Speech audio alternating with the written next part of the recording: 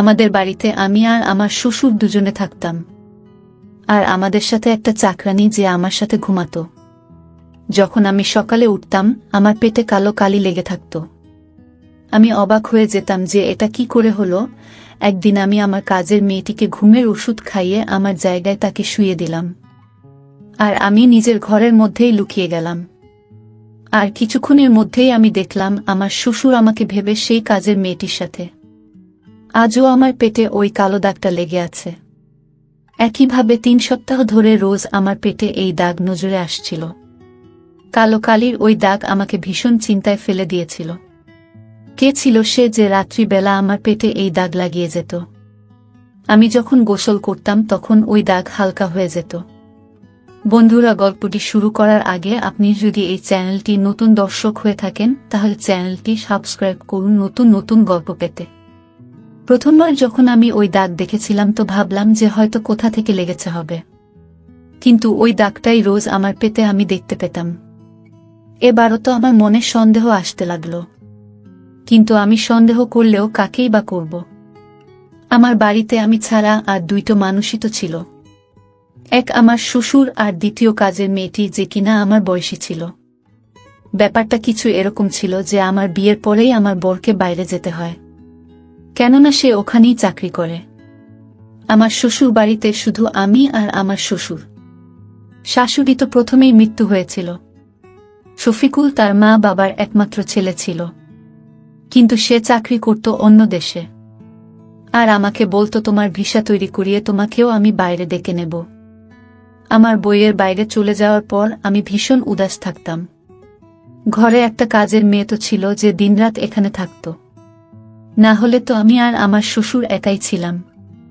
লোকেরা বিভিন্ন রকম কথা যাতে না বলেন, এজন্যই আমার বিয়ের কিছুদিন আগে থেকেই একটা কাজের মেয়েকে দিন রাতে থাকার জন্য রেখে নেওয়া হয়েছিল, যে সব কাজ করত আর রাত্রে আমার সাথে ঘুমাত।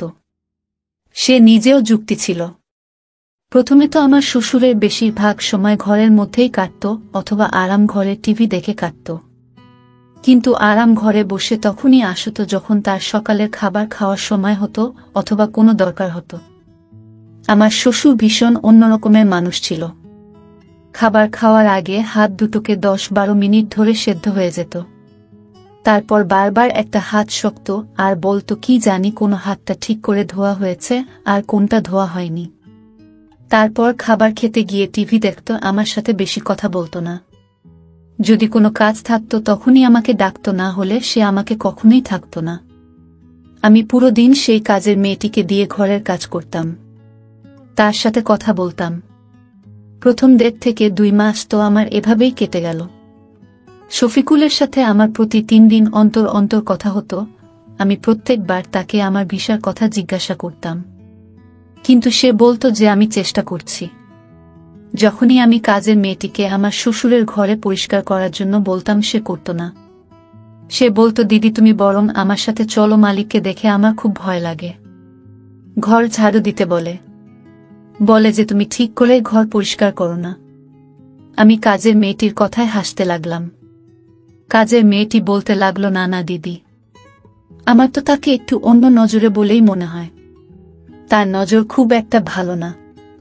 তুমি কি জানো কাল আমাকে সে কি বলল? এত গরম আমার ঘরে, আমি স্নান করতে যাচ্ছি, তুমি চাইলে নিজের ওড়না সরিয়ে কাজ করতে পারো।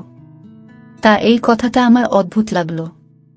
তাকে তো আমি এই কথাটা বলেই এড়িয়ে গেলাম যে তোমাকে মেয়ে ভেবে হয়তো এই কথা বলে দিয়েছে।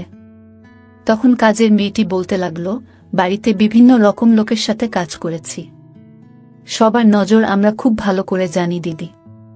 তারপর সে রান্নাঘরে চলে গেল। আমি ওই কথাটা ভুলে গিয়েছিলাম, কিন্তু এবার আমার সাথে খুব অদ্ভুত অদ্ভুত ঘটনা ঘটতে লাগলো। আসলে সে কে ছিল যে আমার পেটে কালো রঙের এভাবে দাগ লাগাতো, আর আমিও বুঝতে পারতাম না। রাতে আমি দেরি করে জেগে থাকতাম। আমার কাজ করার মেয়েটি আমার ঘরের মেঝেতে বিছানা পেতে ঘুমোতো। রাত 2টা পর্যন্ত আমি জেগে থাকতাম, কিন্তু তারপর আমার ঘুম ভেঙে যেত। পুরো দিন ঘরের কাজে লেগে থেকে আমি পুরো রাত জেগে থাকতে পারতাম না। একবার যখন আমি আমার শ্বশুরের ঘরে তাকে চাইতে গেলাম তো আমার তো হুঁশ উড়ে গেল। দেখলাম যে সে কালো রঙের কালি আঙুলে লাগিয়ে পরিষ্কার কাগজে লম্বা চওড়া করে দাগ কাটছিল। তাতে বিকেলের চা দেওয়ার জন্য আমি গিয়েছিলাম, কিন্তু সেখানে আমি যা কিছু দেখলাম আমার তো হুঁশ উড়ে যাবার জন্য যথেষ্ট ছিল। যখন তার নজর আমার উপর পড়ল তখন প্রথমে তো আমি ঘাবড়ে গেলাম। তারপর আমাকে দেখে সে রেগে গিয়ে বলল, তুমি না জিজ্ঞাসা করে আমার ঘরে কেন চলে আসো? তোমাকে কি কেউ শেখায়নি যে দরজার বাইরে থেকে অনুমতি নিয়ে তবেই ঘরে ঢুকতে হয়?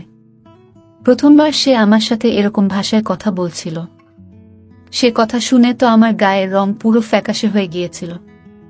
আমি পিছিয়ে গেলাম খানিকটা, তারপর সোজা নিজের ঘরে চলে এলাম। আমার হৃদয় তো এত জোরে জোরে স্পন্দিত হচ্ছিল যেন বাইরে বেরিয়ে আসবে।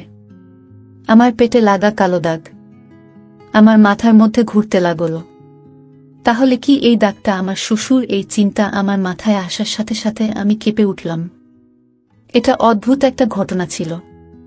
আমি ভাবলেই যেন আমার কি রকম একটা অনুভূতি হতো। প্রথমে তো এই কথাটা মেনে নিতে আমার মন বারবার মানা করেছিল, কিন্তু একটানা বদলে যাওয়া সত্যি হলো এই যে আমার পেটে এই দাগটা হতেই থাকত, আর আমার শ্বশুর ও সেই রঙের কালি সাদা কাগজে আঁকিবুকি কাটত। একবার আমি আমার ঘর থেকে বেরিয়ে রান্নাঘরে গেলাম। তখন আমার শ্বশুর কাজের মেয়েটির একদম পিছনে দাঁড়িয়েছিল। মেয়েটি তো ভীষণ মন দিয়ে বাসন ধুতেছিল, আর শুধু এতটা তার কাছে এসে গিয়েছিল, হয়তো কয়েক ইঞ্চি দূরত্ব ছিল। আমার এই ব্যাপারটা খুব অদ্ভুত লেগেছিল। এর মানে ওই কাজের মেয়েটি কি সেদিন ঠিকই বলেছিল যে আমার শ্বশুরের নজর আর তার মানসিকতা ঠিক নয়? আমি রান্নাঘরে চলে গেলাম আর আমি আমার শ্বশুরকে বললাম, বাবা আপনি এখানে কি করছেন? কারণ আমি আজকের আগে কখনো তাকে রান্নাঘরে দেখিনি। সে আমায় আওয়াজে খুব বাজেভাবে ঘাবড়ে গেল। আমাকে রান্নাঘরে দেখে একটু অন্য রকম মনে হলো তাকে। আমার আওয়াজ শুনে কাজের মেয়েটা আমার দিকে ঘুরল।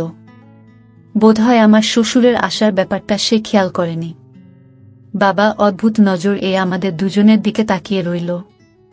আমি কাজের মেয়েটির চোখের দিকে তাকালাম আর শ্বশুরকে রান্নাঘরে আসার কারণ জিজ্ঞাসা করতে লাগলাম। তখন সে বলতে লাগল, আমি এই কাজের মেয়েটাকে তাড়িয়ে দেব। এছাড়াও দেওয়ার পর হাত না ধুয়ে বাসন ধুতে চলে গিয়েছিল। ওর হাত নোংরা। আমার শ্বশুর ভীষণ চিন্তায় ছিল আর বিরক্ত হচ্ছিল। মেয়েটিও ভীষণ বিরক্ত হয়ে গেল আর বলতে লাগলো, মালিক কেন মিথ্যা কথা বলছেন? আমি প্রথমেই হাত ধুয়েছি আর তারপরে সে রান্নাঘরের বাসন হাত দিয়েছি। তখন আমার শ্বশুর তো কাজের মেয়েটির সাথে তর্ক করতে লাগল আর বলতে লাগলো, আমার ছেলেটা কি শুধু শুধু নষ্ট করার জন্য তোমাকে মাইনেও দেব আর তুমি ঝাড়ু হাতে বাসন ধরবে? এটা তো আমি আজকে তোমাকে দেখে নিলাম, না হলে কি জানি তুমি কবে থেকে নোংরা বসনে আমাকে খাবার দাও। আমি আমার শ্বশুরকে অনেক করে বললাম, আপনি এখান থেকে যান, আমি নিজেই কাজের মেয়েটির সাথে কথা বলে নিচ্ছি। কিন্তু সে আমার উপরেও রেগে গেল এবং বলতে লাগল, তুমি নিজে নরম বললেও এরকম করতে পারে, না হলে আমি এই মেয়েটাকে দুদিনে সোজা করে দেব। আমার ছেলে বাইরের দেশে গিয়ে না জানি কিভাবে নিজেকে জ্বালিয়ে ঘরে টাকা পাঠায়, আর এই মেয়েটা আমাকে বাজে নোংরা বাসনে খেতে দেয়। আজ থেকে তুমি আমার বাসন ধোবে। আমি এই মেয়েটার হাতে বাসন দেখলে ওকে ঘর থেকে ধাক্কা মেরে বের করে দেব। কাজের মেয়েটি কাঁদতে লাগল আর বলতে লাগল, আমি এখানে কাজ করব না। যদি পয়সা নিয়ে থাকি নিজের মেহনতের জন্যই নেই। আমি নিজের মান সম্মান বেচে নিজে এই মালিক আমাকে এত কথা শোনাবে। সেও রাগের মাথায় চাকরি ছেড়ে দেওয়ার জন্য তৈরি হচ্ছিল। আমি তাকে গলা জড়িয়ে ধরে চুপ করালাম। আমার শ্বশুরের সাথে একা থাকতে আমি কিছুতেই চাইছিলাম না। আমার মনের এটুকুই জোর ছিল যে অন্তত একটা মেয়ে তো আমার সাথে রয়েছে। এদিকে আর একটা সমস্যা থেকে বের হতে পারছিলাম না যে আমার পেটে কালো কালির দাগ আসতো কোথা থেকে, আর একটা কাজের মেয়ের সাথে থাকার পরেও কি করে আমার শ্বশুর আমার ঘরে আসতে পারত। আমি কাজের মেয়েটাকে বললাম যে তুমি বাসনে হাত দিও না, আমি নিজে ধুয়ে নেব, কিন্তু তুমি কাজ ছেড়ে যেও না। আমি অনেক কষ্ট করে মেয়েটিকে রাজি করালাম আর রান্নাঘরের বাইরে চলে এলাম। তখনই আমি ফোনে আমার শ্বশুরকে আমার বরের সাথে তর্ক করতে দেখলাম, সে যাতে সেই কাজের মেয়েটিকে ঘর থেকে বের করে দেয়। কিন্তু আমিও ঠিক করে নিয়েছিলাম, শফিকুলকে আমি পরিষ্কারভাবে বলে দেব যে কাজের মেয়েটিকে আমি কখনোই কাজ থেকে ছাড়ব না। এখন তো আমি একদমই একা থাকার পক্ষে ছিলাম না। আমি শফিকুলকেও বলে দিলাম যে যদি ঘর থেকে কাজের মেয়েটি যায় তো আমিও বাবার বাড়ি চলে যাব। তোমার বাবার বাসন নিয়ে সমস্যা, সেটা আমি নিজে ধুয়ে দেব। আমার বর নিজের বাবাকে না জানে কি বোঝালো, কেননা সে এখন আর তর্ক করে না। আমি নিজেই বাসন ধুতে লাগলাম। আমি শ্বশুরের সামনে নিজেই খাবার রেখে দিতাম। এরপর আমি যখন কিছুক্ষণ আরাম করার জন্য ঘরে যেতে লাগলাম, তখন সে আমাকে বলতে লাগল, আজকের পর যেন আমার ঘরেই কাজের মেয়েটিকে আমি না দেখতে পাই। আজকের পর আমার ঘরে পরিষ্কারের কাজ তুমি নিজেই করবে। এটা শুনে আমি মাথা নাড়িয়ে হ্যাঁ বলে দিলাম। আর ভাবলাম শ্বশুর এখন রাগ করে আছে, কয়েকদিন কাজ করে দিই, তারপর সব নিজে নিজেই ঠিক হয়ে যাবে। কিন্তু আমি কি করে বুঝব যে তার নিজের ঘরে আমাকে ডাকার কি কারণ থাকতে পারে? আমি যখন আমার শ্বশুরের ঘরে জিজ্ঞাসা করে ভিতরে গেলাম যাতে তার ঘরের পরিষ্কার পরিচ্ছন্নতার কাজ করতে পারি, তখন সে আবার কালো কালির মধ্যে আঙুল ডুবিয়ে বসেছিল আর আরেকটা সাদা কাগজের উপর আঁকিবুকি কাটছিল। আমাকে দেখে সে সবকিছু আলমারির মধ্যে ঢুকিয়ে দিল আর নিজে সোজা হয়ে বসে পড়ল। আমি বললাম, বাবা আমি ঘর পরিষ্কার করে দিই। তখন সে বলতে লাগলো, হ্যাঁ করে দাও।